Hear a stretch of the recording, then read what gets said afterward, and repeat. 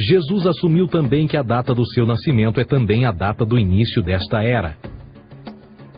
Em Lucas 22:10, quando Jesus é questionado se a próxima passagem será depois de ele ir embora, Jesus responde: Eis que quando entrardes na cidade, encontrareis um homem levando um cântaro de água. Segui-o até a casa em que ele entrar. Esta escritura é de longe a mais reveladora de todas as referências astrológicas. O homem que leva um cântaro de água é Aquários, o portador de água, que é sempre representado com um homem despejando uma porção de água. Ele representa a era depois de Peixes, e quando o Sol, Filho de Deus, sair da era de Peixes, Jesus, entrará na casa de Aquários, e Aquário é antes de Peixes na precessão dos equinócios. Tudo o que Jesus diz é que depois da era de Peixes chegará a era de Aquário.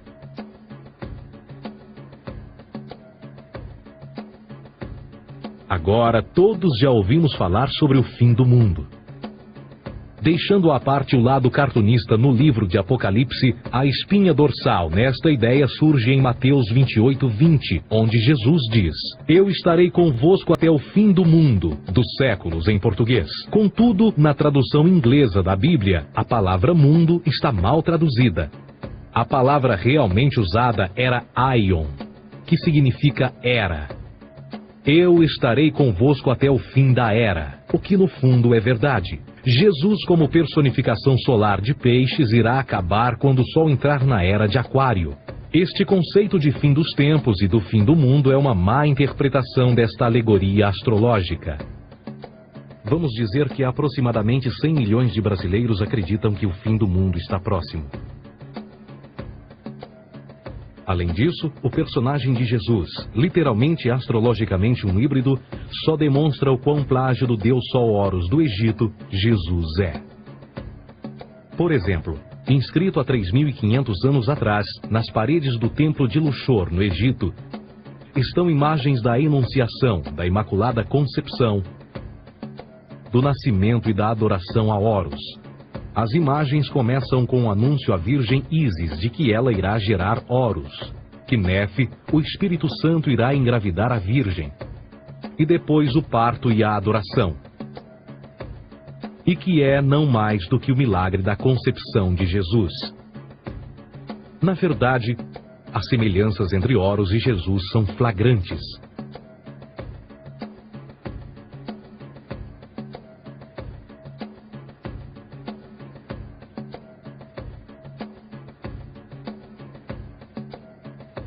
E o plágio continua.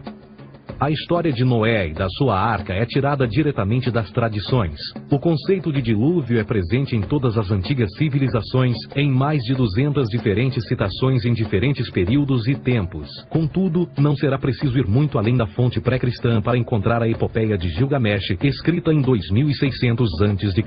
Esta história fala sobre grandes inundações ordenadas por Deus, uma arca com animais salvos e até mesmo o libertário retornar da pomba, entram em concordância com a história bíblica, entre muitas outras semelhanças. E depois há a história plagiada de Moisés.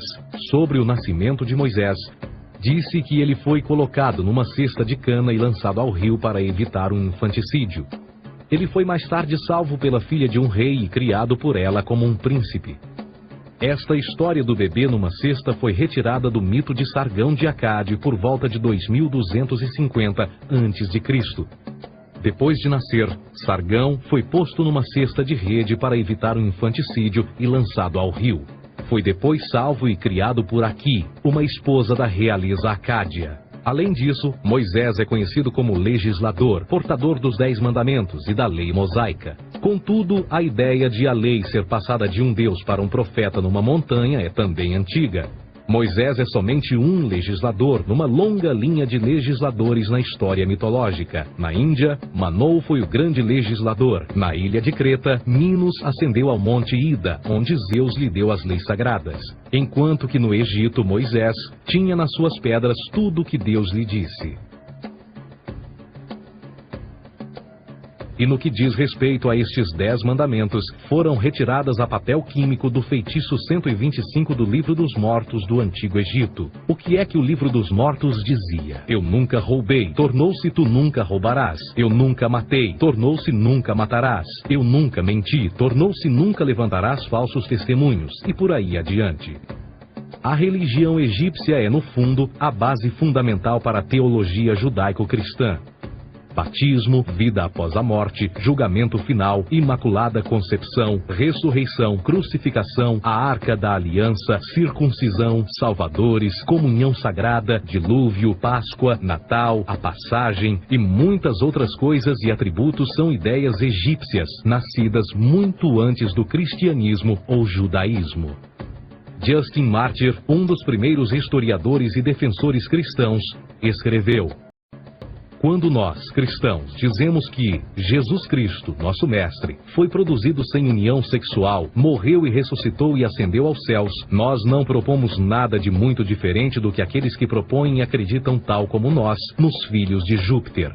Numa escrita diferente, Justin Martyr diz: ele nasceu de uma virgem. Aceite isto em comum com o que você acredita dos Perseus. É óbvio que Justin e outros cristãos cedo souberam como o cristianismo era semelhante a outras religiões pagãs. Contudo, Justin tinha uma solução. Para além de tudo o que sabemos, o diabo era em quem mandava.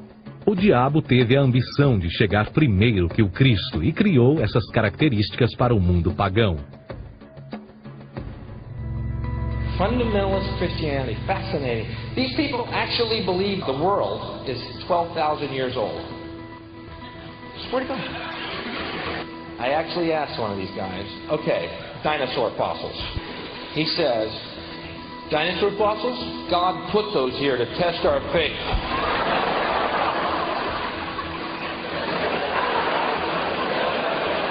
I think God put you here to test my faith, dude.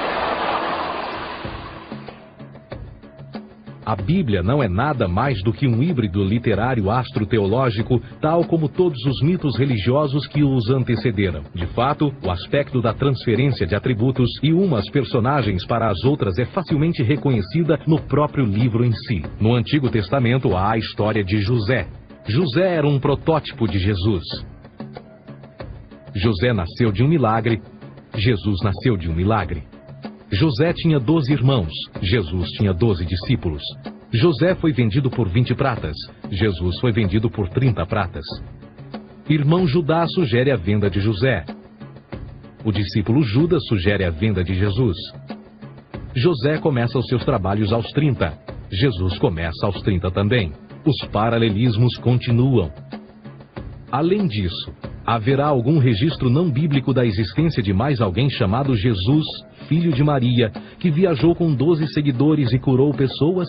Existiram muitos historiadores que viveram no Mediterrâneo durante esse mesmo período e até mesmo após a presumível morte de Jesus. Quantos desses historiadores fizeram relatos sobre a sua figura? Nenhum.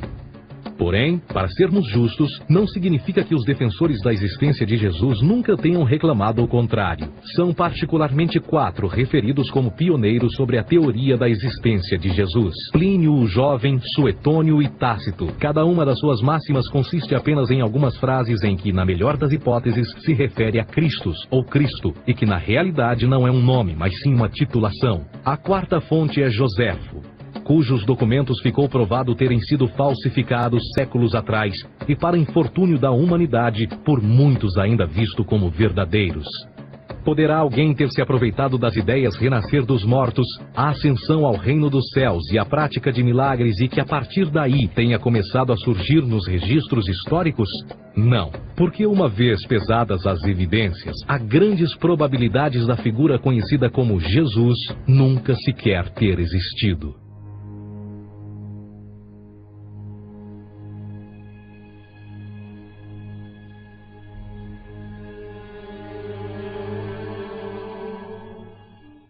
We don't want to be unkind, but we want to be factual. We don't want to cause hurt feelings, but we want to be academically correct in what we understand and know to be true. Christianity just is not based on truth. we find that Christianity was in fact nothing more than a Roman story, developed politically. A realidade consiste em que Jesus foi a divindade solar do setor gnosticista cristão e, tal como outros deuses pagãos, era uma figura mítica. Foi sempre o poder político que procurou monopolizar a figura de Jesus para controle social. Por volta de 325 d.C., em Roma, o imperador Constantino reuniu o Concílio Ecumênico de Niceia e foi durante esta reunião que as doutrinas políticas com motivação cristã foram estabelecidas e assim começou uma longa história de derramamento de sangue e fraude espiritual. E nos 1600 anos que se seguiram, o Vaticano dominou politicamente com mão de ferro toda a Europa, conduzindo-a a um período de obscurantismo, onde o conhecimento era apenas um privilégio da Igreja, as Cruzadas e a Santa Inquisição. O cristianismo, bem como todas as crenças teístas, são a fraude desta era. Serviu para afastar os seres humanos do seu meio natural e da mesma maneira uns dos outros. Sustenta a submissão cega do ser humano à autoridade. Reduz a responsabilidade humana sob a premissa de que Deus controla tudo e que, por sua vez, os crimes mais terríveis podem ser justificados em nome da perseguição divina. E o mais importante, dá o poder àqueles que sabem a verdade e usam o mito para manipular e controlar sociedades. O mito religioso é o mais poderoso dispositivo já criado e serve como base psicológica para que outros mitos floresçam ou justifiquem.